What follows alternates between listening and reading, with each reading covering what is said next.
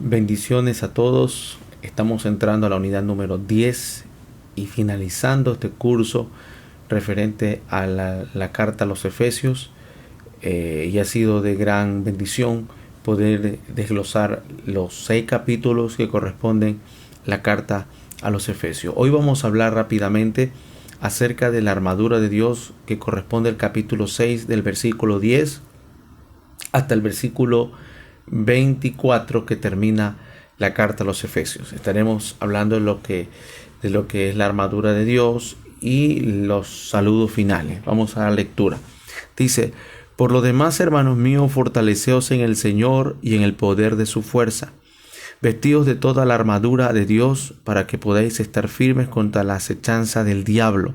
Porque no tenemos lucha contra carne y sangre, sino contra principados, contra potestades, contra los gobernadores de las tinieblas de este siglo, contra huestes espirituales de maldad en las regiones celestes. Por tanto, tomad toda la armadura de Dios, para que podáis resistir el día malo, y habiendo acabado todo, estad firmes.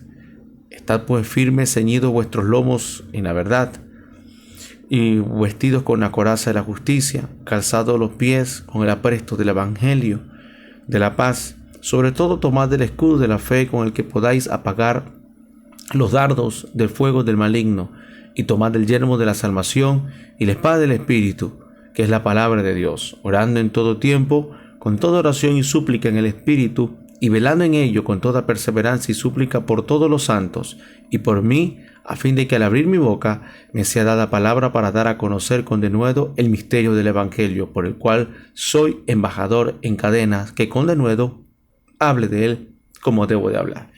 Muy bien, básicamente, amado hermano, comenzamos por el final. El apóstol, al despedirse de sus amigos, da referencia de que él está encadenado. La figura visual es que él está atado con una cadena en su mano, conectada a la mano de un soldado romano que continuamente, de acuerdo a los cambios de guardia, continuamente se encontraba atado. Y fíjese que al despedirse, piensa en la importancia que les espera a los discípulos, las contiendas y las luchas como cristianos. Así que no cabe duda que la vida de los primeros cristianos en la época de Pablo era muy aterradora, mucho más aterradora que viven los cristianos de hoy en día. Esto no significa que los de hoy en día estén mal, sino que los primeros cristianos pagaron ese precio, y la situación era bien compleja en aquellos días. Así que Pablo creía implícitamente en los espíritus malos que habían en el aire, y que estaban empeñados en hacer daño a la humanidad. Así que las palabras que Pablo utiliza son poderes, autoridades, gobernadores del mundo. Son nombres de las diferentes clases de espíritus, que influencian a la sociedad, espíritus malos. Así que para Pablo todo el universo era un campo de batalla. El cristiano no tenía que contender exclusivamente con los ataques de otras personas, con problemas sociales solamente, sino con fuerzas espirituales que luchaban contra Dios. Así que estas palabras de Pablo no podemos tomarlas literalmente, como no podemos tomarla literalmente como esa como se lo ha tomado, de andar persiguiendo a las fuerzas espirituales. Pero tenemos que tener conciencia de que existe un activo poder del mal, un activo poder del mal, que gobierna y soyuga el mundo, o sobre quien se deje gobernar. Así que fíjese cuántas veces hemos tenido esta sensación de que hemos tenido una experiencia con el mal, una experiencia con lo maligno, algunos en sueños, otros en las tentaciones. Uno dice: acabo de ver al diablo, cuando en realidad está viendo una gran tentación, ¿verdad? En fin, amado hermano, son experiencias que todos de pronto las tenemos y en algunos casos las contamos y en otros casos no las contamos.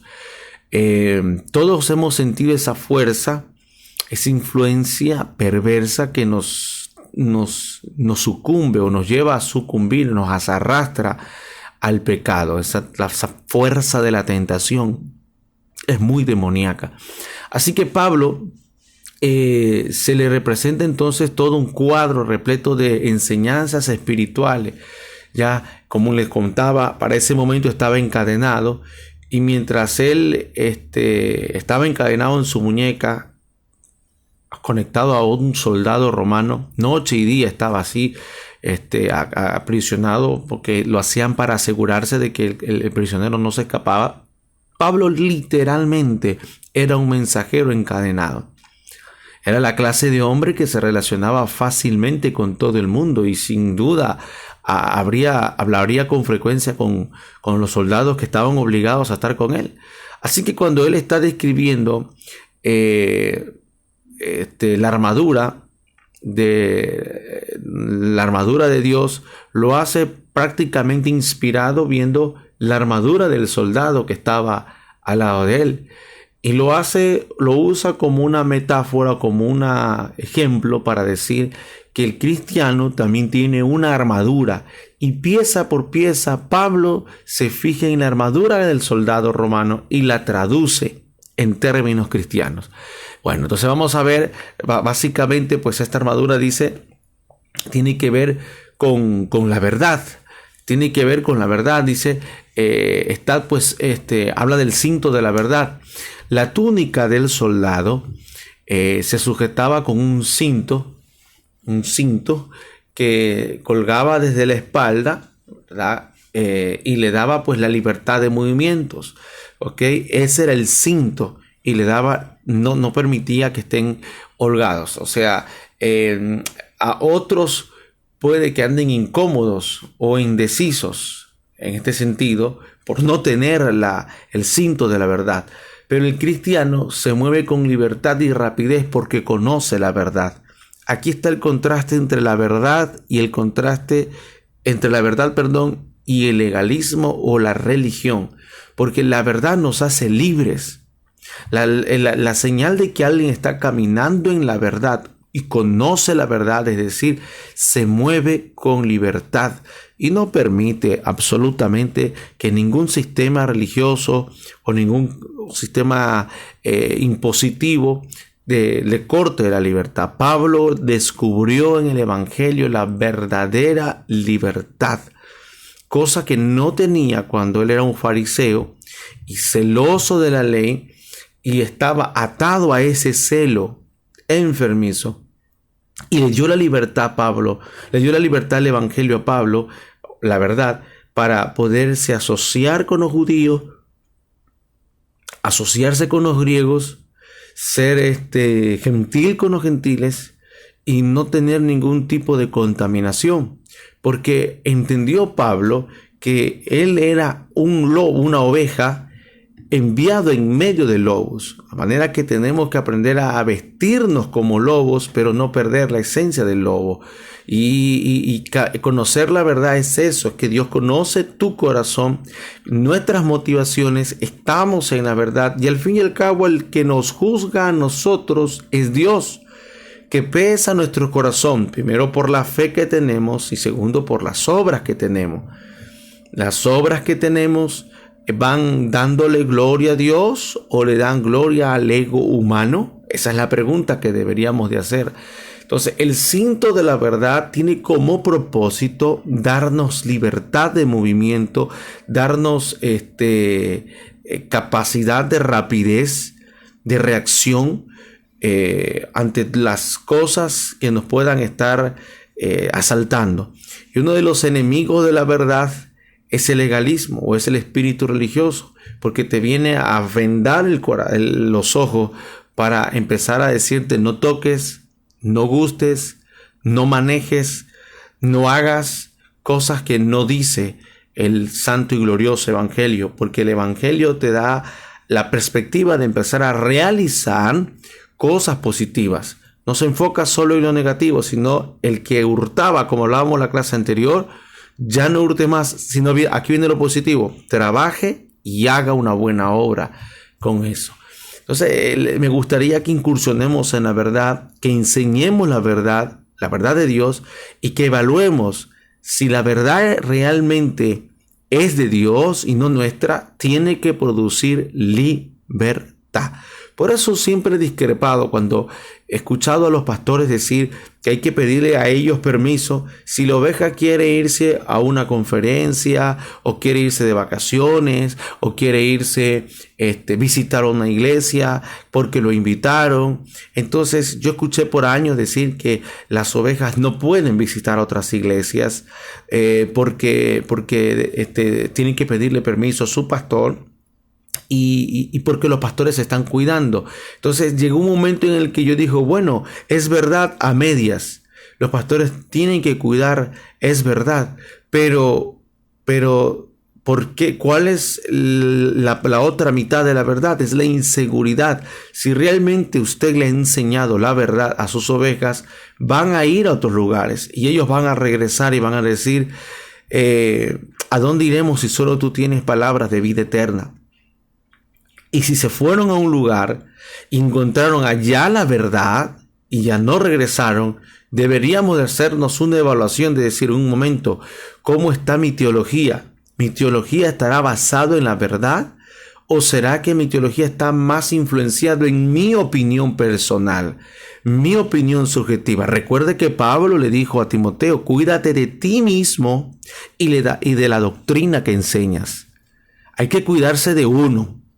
No del otro, de uno, y cuidarse de la doctrina, porque fácilmente podemos ser influenciados para hacer a un lado la verdad, imponer la opinión humana, mi propia experiencia subjetiva. De modo que con el camino nos encontramos enseñándole a la gente lo que yo creo que le agrada a Dios.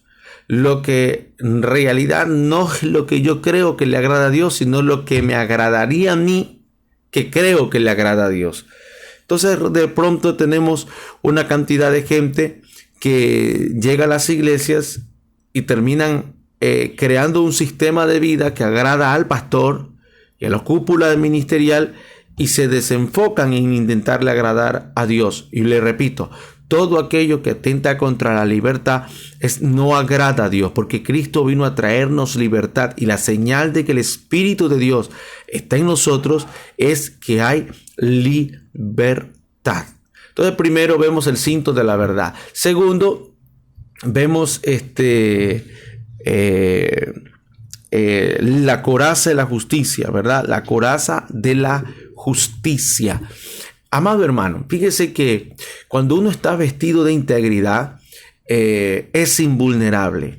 Cuando una persona no está caminando en integridad, cuando una persona no está caminando, no me recuerdo el salmo, es el salmo 20, 18, por ahí, no, 18 no es el salmo 20, 22, por ahí, 22, habla del examen de la integridad. Dice, pruébame, oh Jehová. Pues David le dice, pruébame, oh Jehová, prueba mi integridad. Porque hay dos cosas que uno tiene que tener en la vida, que es justicia e integridad. La clase anterior ya le hablé acerca de la justicia, que es el hombre creado según Dios. Lo que le quiero decir es que una persona que no camina en integridad difícilmente puede mantener una relación con Dios. Una persona que no tiene una vida correcta difícilmente puede mantener una buena relación con Dios. Entonces, amado hermano, cuando uno está vestido de integridad, es invulnerable. Pueden levantar una calumnia contra usted, puede levantar una mentira contra usted, pero la mejor manera de defenderse de todas las acusaciones que nos puedan hacer es tener una vida íntegra. Porque la antítesis de una mentira que se levante contra nosotros es una vida íntegra. De esa manera atacamos a todas las acusaciones. Aquello que dice que el tiempo nos da la razón, aquello que dice que el tiempo cura todas las heridas, ¿verdad? Es sinónimo de el tiempo va a reflejar la integridad que usted siempre tuvo y que nunca fue real la acusación que se le hizo. Así que la única manera que el cristiano tiene para vencer la acusación, ¿y por qué le hablo de las acusaciones? Porque son 3 las armas que usa el diablo para atacar, destruir, robar a un cristiano. La primera es la tentación. Usted vence la tentación, viene el diablo, y la segunda, que es la acusación, levanta un testimonio equivocado, lo mete en un lío en el cual usted termina siendo acusado. Y si vence la acusación, usted es perseguido. Le forma el enemigo una estrategia de persecución usando la acusación, se le levanta a todo el mundo, pero estas son las 3 áreas y el cristiano como tal va a tener que lidiar con las acusaciones. Te van a acusar de ser, si eres un buen maestro y estás enseñando en un lugar donde no hay movimiento teológico y doctrinal, te van a acusar de apóstata, te van a acusar de pura letra, te van a acusar de cosas como esas. Si tú no cuadras con la cosmovisión religiosa y te mueves con más libertad, te van a acusar de pastor moderno, te van a acusar de predicador de la prosperidad. Si eres una persona que empezó a ser bendecido por Dios y empezó a tener ciertos recursos porque Dios te lo dio, te van a empezar a acusar de predicador del reino, predicador de la prosperidad, que tu doctrina está equivocada.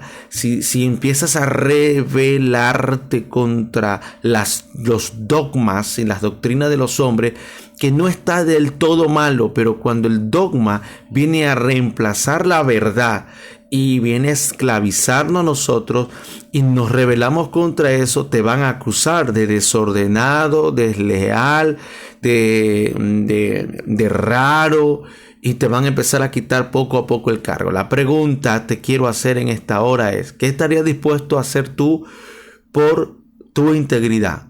¿Vamos a agradarle al resto intentando demostrarle que somos íntegros, o vamos a permanecer como íntegros y que el tiempo, los años y el fruto de nuestra integridad den la razón?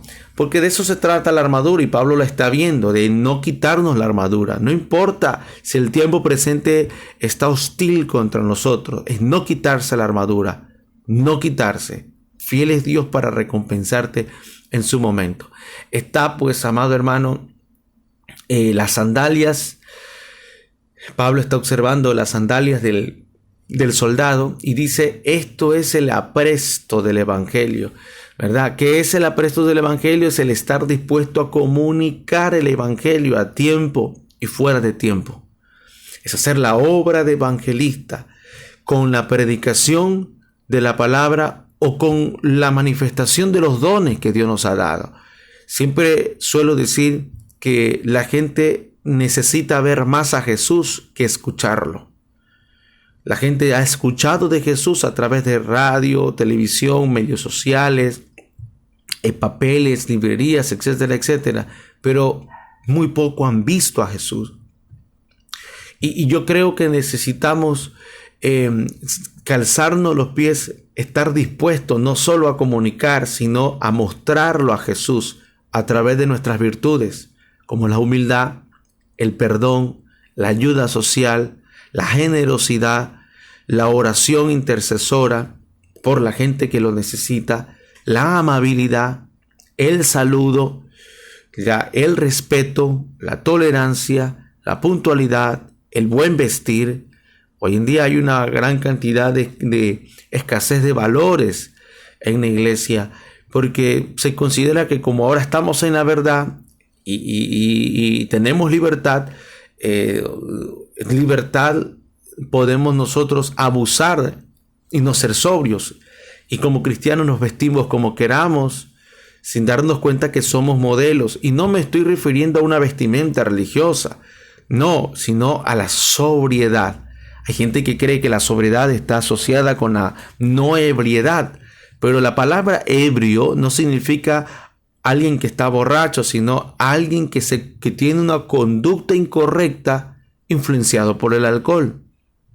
De la misma manera, la palabra sobriedad es todo lo contrario de tener una conducta incorrecta, de una conducta imprudente, sea por lo que sea que fuéramos influenciados.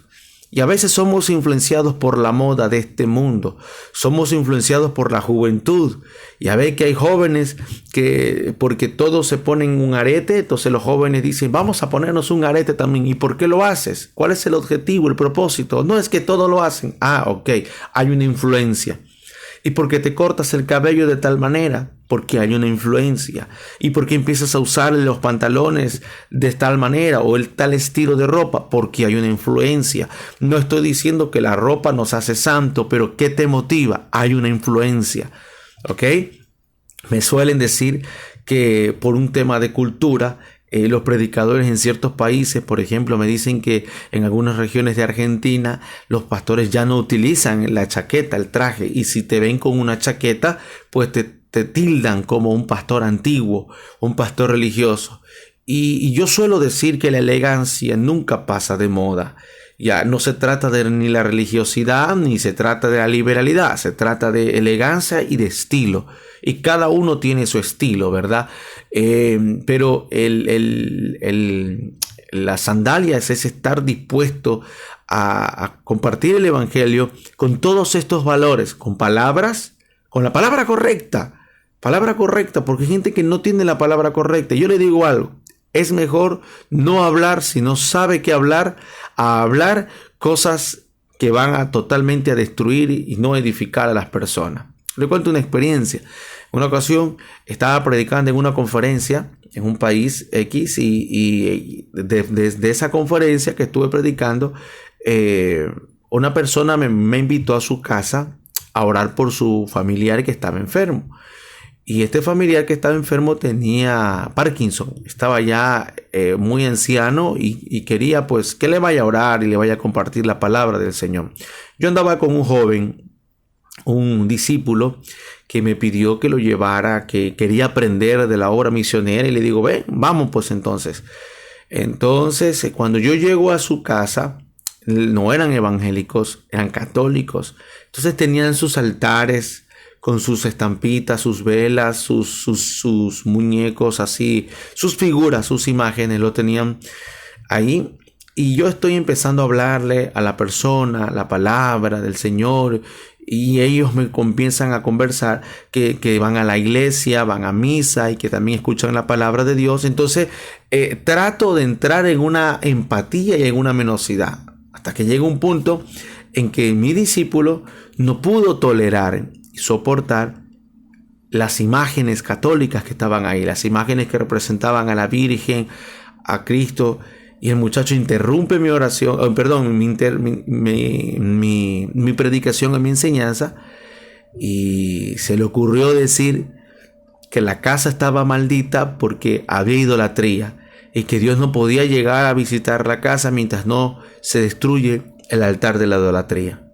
Eso hizo que se me rompiera la tensión. Y la esposa del varón que estaba enfermo se levantó enojada y dijo, ¿cómo es posible que me vengas a faltar el respeto en mi propia casa? Tenía la razón, nos invitaron a su casa. Cuando usted lo invitan a una casa, usted no tiene derecho de tocar la fe de esas personas. Vamos a compartir el mensaje, no vamos a imponerlo, vamos a compartirlo gratuitamente. No vamos a tirar abajo la fe en la que ellos tienen materializado. No vamos a hacer eso. Eso es ser prudente. Entonces se fue enojada y yo no sabía cómo reaccionar porque yo quería orar por la persona. Al final se me ocurrió algo y le dije, no se preocupen, no, a mí no me incomoda esta situación porque les cuento, yo también soy católico, les dije yo. Y cosas que me quedaron mirando porque me habían presentado como pastor. Y yo me quedan mirando y me dicen, ¿cómo católico? ¿Y no que usted es pastor? Sí, le dije yo, pero también soy católico. Les cuento mi experiencia. Y le conté mi experiencia. Le dije, yo nací en una iglesia católica, fui bautizado, hice mi sacramento de la confirmación, fui monaguillo de la iglesia. Ya cuando empecé a contar mi experiencia de niñez y juventud y mi deseo de ser sacerdote, entonces volví a capturar la atención. Entonces me preguntaron, ¿y qué hace usted como pastor? Lo que pasa es que, pues usted sabe que uno no puede ser sacerdote. Yo quería tener familia también. Entonces, como no encontré mi lugar, ya cuando fui adolescente, estaba ya para ser un jovencito a los 14, 15 años, descubrí en el sector evangélico, descubrí que podía ejercer mi vocación al Señor, que era servirle a Dios a través de la palabra. Note las palabras que he usado. No usé doctrina, no me metí contra la iglesia, hablé de mi experiencia subjetiva. Porque hasta este momento yo estoy intentando ganar un alma para el Señor y orar por esa persona, y no lo puedo usar después de que me desbarataron el trabajo de la presentación del evangelio. Entonces tuve que llevarlo a mi experiencia personal. ¿Se vale hacer eso? Sí se vale, es el testimonio, porque el libro Apocalipsis dice que se le han vencido al diablo. ¿Cómo se le vence al diablo? Por la sangre del Cordero y la palabra del testimonio. ¿Cuál testimonio? La obra de Cristo en mí. Entonces le conté que Cristo empezó una obra en mí cuando estaba en la iglesia católica y luego la continuó ahora en la iglesia evangélica, y es donde yo me he permitido servir y poder ir hasta este lugar donde estoy, fuera de mi país, y compartir con ustedes el mensaje del evangelio. Entonces me volví a ganar a esa señora que se había ido enojada y hasta nos insultó. Pero luego volvió a entrar y me permitió orar y le pedí disculpas porque mi discípulo era un joven que recién comenzaba en los caminos del Señor. Claro, después que terminé la reunión ya en el departamento, lo discipliné, lo tomé y le dije, eso no se hace. Uno tiene que aprender a tener la palabra sazonada con sal, dice la Biblia, llena de gracia, a fin de ganar a los oyentes. No de crear una división. Por eso yo discrepo mucho con los pastores y predicadores que creen que por tirar abajo un ídolo van a ganar a los católicos. El que te habla salió de la iglesia católica y no es tan fácil. No es tan fácil. No es tan fácil. ¿Por qué? Porque uno como católico no cree que está en lo malo, no cree que está en una iglesia equivocada. Uno cree que está adorando a Dios, y en realidad es lo cierto, adoramos al mismo Dios. Entonces, pero lamentablemente hay dogmas oscuros alrededor, que de esos dogmas es que tenemos que ser libres, y esos son los dogmas a los cuales nosotros, si no los conocemos y no sabemos entrar con bisturí y no sabemos entrar con delicadeza y sutileza, echamos a perder la obra de Dios, porque estamos intentando arrancar el trigo con la cizaña juntamente, o la cizaña, con el trigo juntamente. Hay que tener bastante sutileza, porque ganar no es que la persona ore y haga la oración de fe. Ganar no es que la persona diga, oh, tú tienes la razón. En realidad, entonces, nuestra motivación no es ganar un alma o para Cristo o compartirle a Cristo, sino ganar la pelea de la razón. Así que estar dispuestos a llevar el evangelio no es llevar nuestro razonamiento, es comunicar el evangelio, es llevar y sembrar. Que lo crean o no lo crean, eso ya es otro tema. La palabra no va a volver a vacía, pero yo voy a servir. Una palabra correcta, una teología correcta, una motivación correcta, un servicio correcto. Si no quieren salirse de su religión, que no lo hagan. Yo te puedo contar muchas experiencias, como le he compartido el mensaje del evangelio a mormones, a testigos de Jehová, a católicos. Los que más he impactado es a católicos. Claro, porque les digo que yo también soy católico, tengo las dos nacionalidades, la evangélica y la católica. Entonces se quedan como confundidos. Claro, también el evangélico se confunde porque me dice, no diga que usted es católico, diga que usted era católico. Y yo le digo que usted está equivocado. ¿Por qué? Porque yo soy apostólico, es decir, creo en los apóstoles. Yo soy católico, es decir, que pertenezco a la iglesia universal, porque no hay dos iglesias ni tres, hay una sola iglesia, que es el cuerpo de Cristo. La palabra católico vino del latín, que significa iglesia universal, y soy reformado. Así es, soy reformado. Y a partir de ahí, me ubico en esa postura en la que no pertenezco a la iglesia tradicional. Eso sí, yo no lo pertenezco. No rindo cuentas a la iglesia tradicional. He ido desarrollando, ¿no verdad? Al igual que usted, porque el evangélico parte de la iglesia reformada. Pero es un asunto de semántica y que suele marearse. Entonces, amado, vemos nosotros las sandalias, que es el evangelio. Número 4, creo que, a ver, déjeme ver. Número 1, le hablé de la verdad. Sí, número 2, le hablé acerca de la justicia, la integridad. Número 3, de las sandalias. Número 4, del escudo. Esto usted lo ha escuchado. El escudo que Pablo se está refiriendo no es aquel escudo pequeño. O sea, solían usar los soldados dos tipos de escudo. Un escudo pequeño que podía protegerlos de la espada, pero Pablo se estaba refiriendo a un gran escudo, un escudo grande, porque en aquella época para poder, se usaban mucho las flechas que las saetas las engrasaban con ¿cómo le llamaban a esto? Con brea, punta de brea, las encendían y cuando caía, donde llegaba la flecha, entonces salpicaba la brea y ese salpicar era con fuego. Entonces tomaban el escudo grande. Y este escudo pues tenía dos capas, ¿no verdad? Normalmente el escudo lo sumergían en agua, y a lo que veían que las flechas se lanzaban, levantaban el escudo y a lo que golpeaba, pues aunque la brea caiga, la brea con el agua pues repelen, hacía que el fuego líquido cayera por otro lado. Entonces Pablo lo que está diciendo es que de la misma manera nosotros tenemos que, al ver las tentaciones, levantar el escudo, prepararnos con el agua del Espíritu, ver las tentaciones y levantarlas.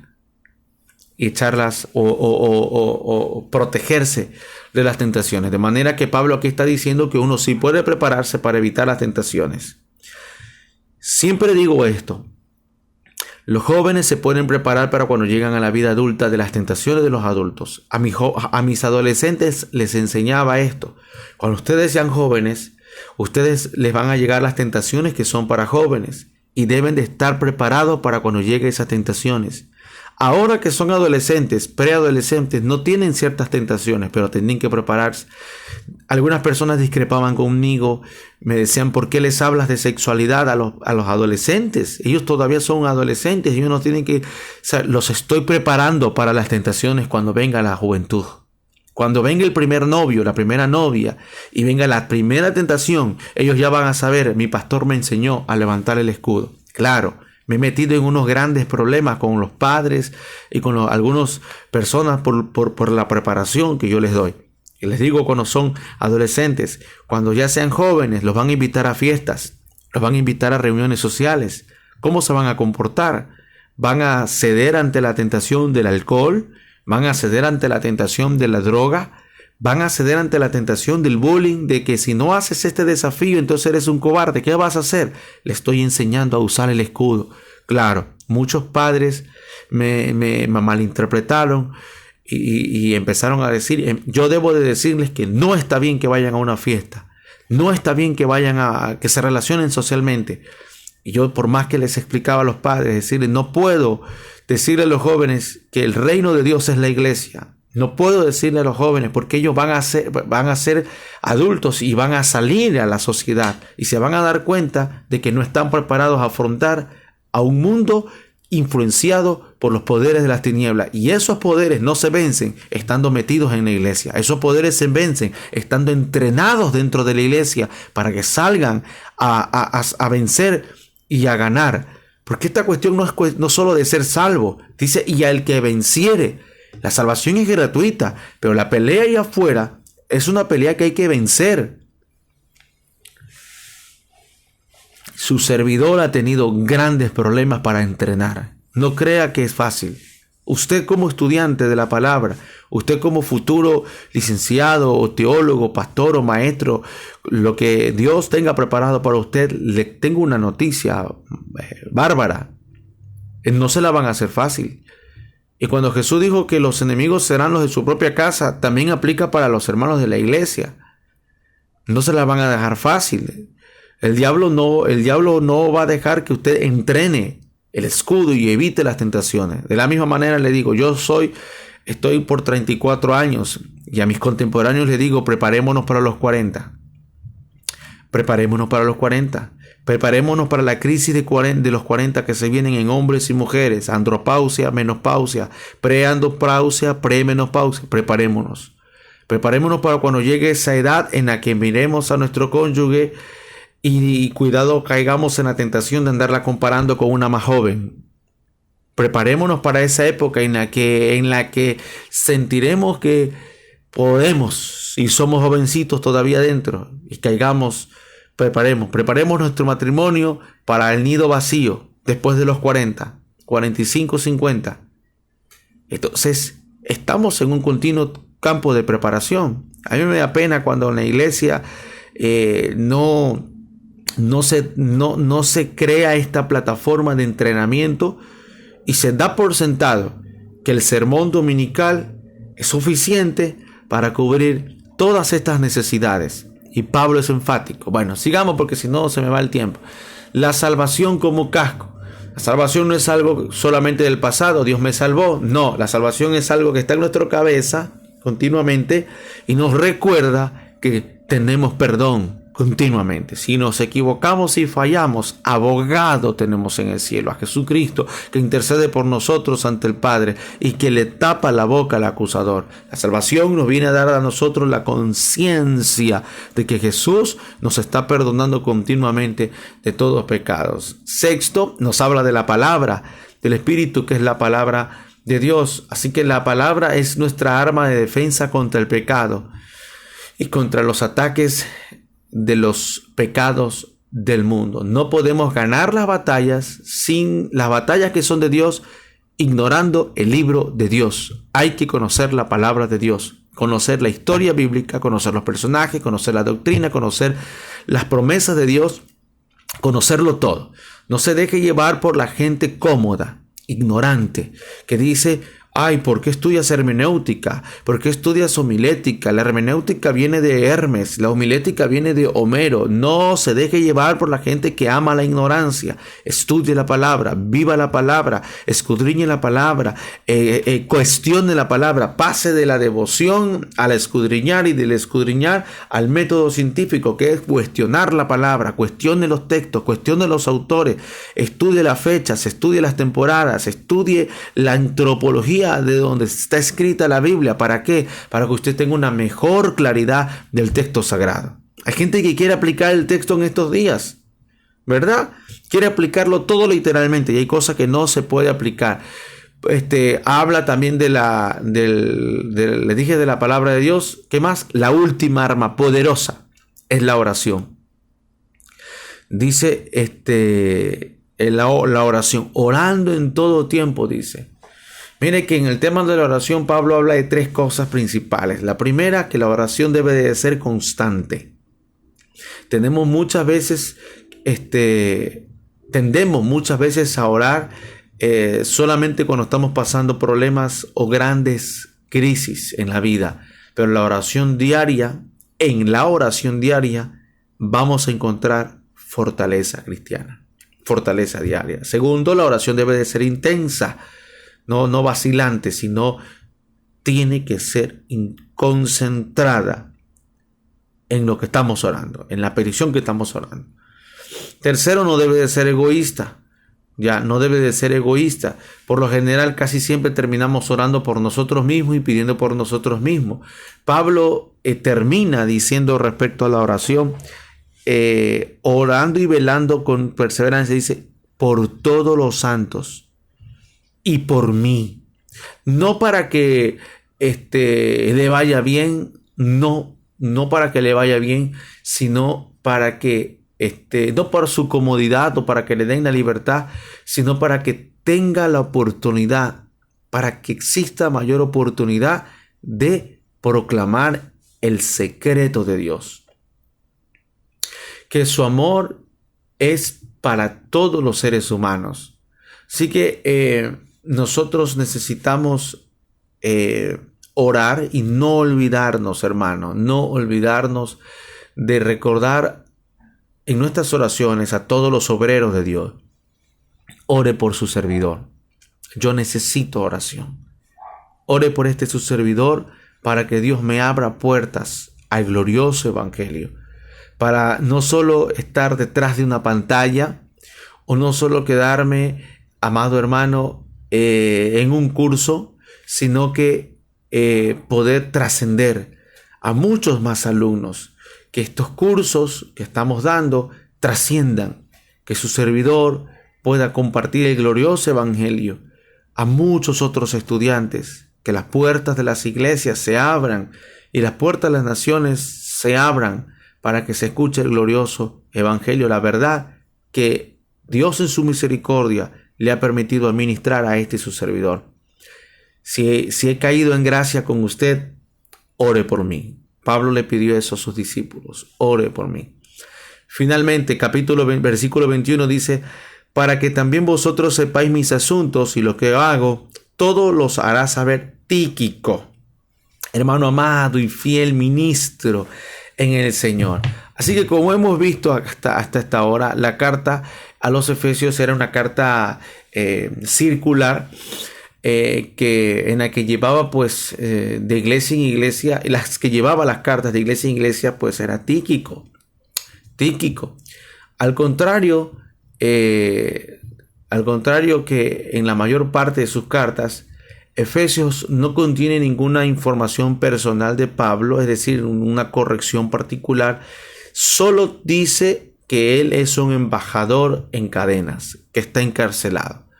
Así que Tíquico iba pasando por las iglesias e iba contando de cómo le iba a Pablo y les comunicaba un mensaje de aliento. Pablo termina dice, el cual envía a vosotros para esto mismo, para que sepáis todo lo tocante a nosotros y que consuele vuestros corazones. Y termina diciendo, paz sea a los hermanos y amor con fe de Dios Padre y del Señor Jesucristo. La gracia sea con todos los que aman a nuestro Señor Jesucristo con amor inalterable. Pablo termina con la bendición en la que aparecen de nuevo todas las grandes palabras y realidades cristianas. De todo lo que habló, la esencia de lo que habló en estos 6 capítulos lo resume en estas palabras. La paz, que era el bien supremo. La fe, que era la total confianza y dependencia de Cristo. La gracia, que era el precioso don gratuito de Dios. Estas eran las cosas que Pablo pedía a Dios para sus amigos, los efesios. Evidentemente para todos nosotros. Por encima de todo, Pablo le pide a Dios el amor. Dice, el amor inalterable. Para que ellos puedan conocer el amor de Dios, para que puedan amar a los demás como Dios los ama y para que puedan amar a Jesucristo con un amor más fuerte que la muerte. Que Dios te bendiga, que Dios haga resplandecer su rostro sobre ti, que has llegado hasta este final del curso de estas 10 clases, que el Todopoderoso haga memoria de todas tus ofrendas, envíe su ayuda desde su santuario y ponga en ti la paz que necesitas. Te bendigo con esta palabra. Con la palabra que Pablo bendice a los efesios, yo te bendigo a ti. Que Dios te dé paz, que te haga crecer en fe, que te llene de la gracia del Señor y que te haga sobreabundar en amor. Nos vemos en otro curso, en otra materia, si Dios así lo permite. Bendiciones.